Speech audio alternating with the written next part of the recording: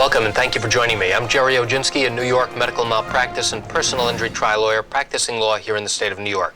Today's topic is about some questions that you may have if you suspect that your child has been the victim of a birth injury.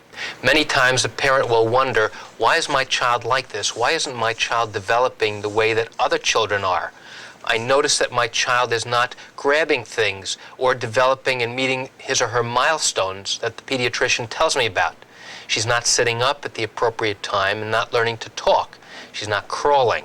She's not using utensils. She's not focusing when I call her. And these are signs that may give you an indication that something is not right. Your child's pediatrician is usually the first one to see the baby and to recognize whether the baby is progressing over a period of time. They use statistical charts to graph and determine when child meets certain milestones. When do they first start to sit up? When do they first start to talk?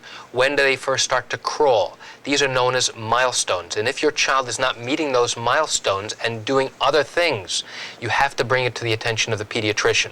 For example, if your baby is developing seizures for apparently no reason at all, then in all likelihood the doctor is going to send you to a doctor who specializes in conditions of the nervous system known as a neurologist for a workup. You may have taken your child to the playground and seen all the other children playing or walking around or being held by their parents, and your child is not like theirs. And you question, why not? It's always in the back of your mind wondering, why isn't your child like every other child? And those concerns will lead you to question certain things that may have been done at the time of delivery.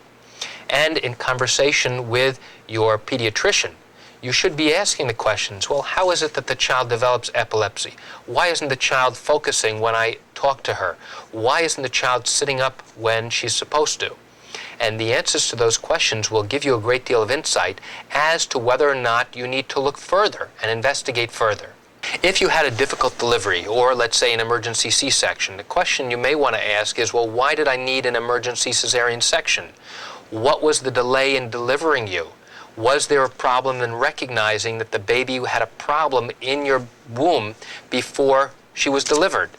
And all of these things are going to lead you, most likely, to question not only the pediatrician, but probably your obstetrician when you go back for your follow-up visits. If your child is not moving his or her arm, you have to ask, why not? Does the baby need physical therapy? Will the baby need occupational therapy? Is it a permanent condition? Will you need to go for nerve testing to determine if there are nerves that have been permanently damaged and injured in the arm? Is it part of an Erb's palsy? Is it a Klumpke's palsy? Is it also known as a brachial plexus palsy? And these are damage or interruptions in the nerve conduction that control the muscles in the arm. And if your baby is not developing properly, you have to ask yourself why. And then, once you've asked why and asked the doctor's questions why, if you're still not satisfied with the answers, in all likelihood you're probably going to be watching a video like this or asking your friend for the name of an attorney that they know that might be able to help you and investigate your possible case. When you finally make a decision to speak to an attorney, make sure you ask that attorney whether they have experience handling cases just like yours, involving injuries to children at birth and injuries to arms and shoulders and problems that occurred during delivery. If they don't, you might seriously want to consider speaking to an attorney who does have the experience, because it's going to be very important down the road, in the event you do have a case, to have an experienced attorney. Many times parents will call me telling me that they've asked their pediatrician and their obstetrician why their baby has a particular problem, and they don't get any real answer.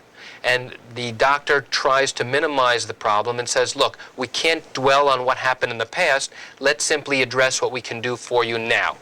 And that's okay to address the child's current problems and how to deal with them, but you also have to be able to evaluate what actually occurred and what brought about this condition.